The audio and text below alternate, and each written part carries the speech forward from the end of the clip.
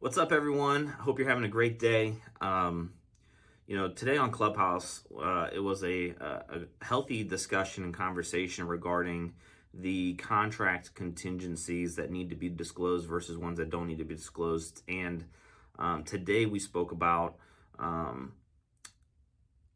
buyer having to disclose the sale of their home. And why does that need to be in a purchase contract compared to other financing contingencies that are required for them to be able to purchase the home? I'm of the stance of I believe it needs to be on the pre-approval letter, but does not need to be stated in a purchase contract. And some agents were of the stance of it needs to be disclosed. If we know about it, it needs to be disclosed because it is such a big condition to financing that it needs to be in the purchase contract as well as on the pre-approval. And I think we can all agree that sometimes pre-approvals have that, sometimes they don't.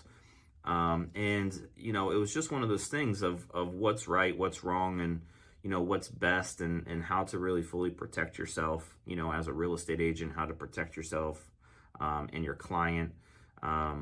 But if you guys want to go hear that discussion and that conversation, it's the one that happened on May 3rd.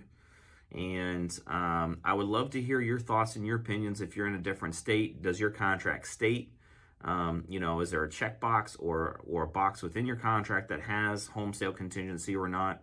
Like I said, my stance is I believe it needs to be on the pre-approval letter. I think it's equally important as credit score, debt to income ratio, work history, all of those other things that are required for financing. Financing is such a big umbrella of our contracts, and it can be something small and it can be something big, but does it really matter if a deal dies due to financing?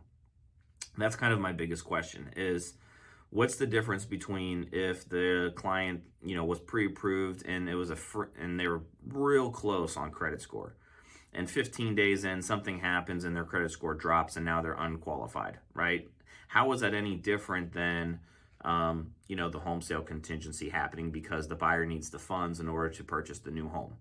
That's kind of just my argument. Either one, it doesn't matter because it dies due to financing and the purchaser can't purchase the house. So it was just a great conversation to hear all sides, all points. And I would just love to hear your thoughts on that as well. Do you feel like it needs to be disclosed in a purchase contract or not?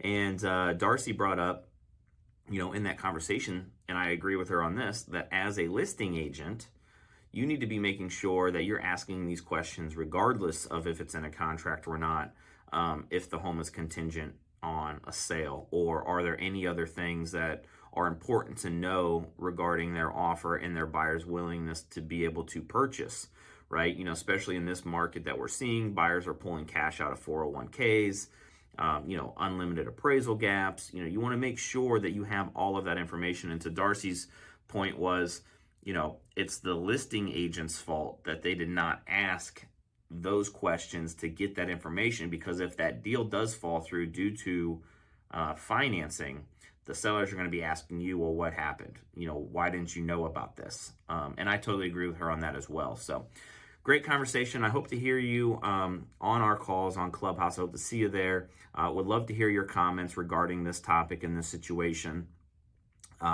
We are on Clubhouse every single day, Monday through Friday, 8 a.m. to 9 a.m. in the Central Ohio Real Estate Club.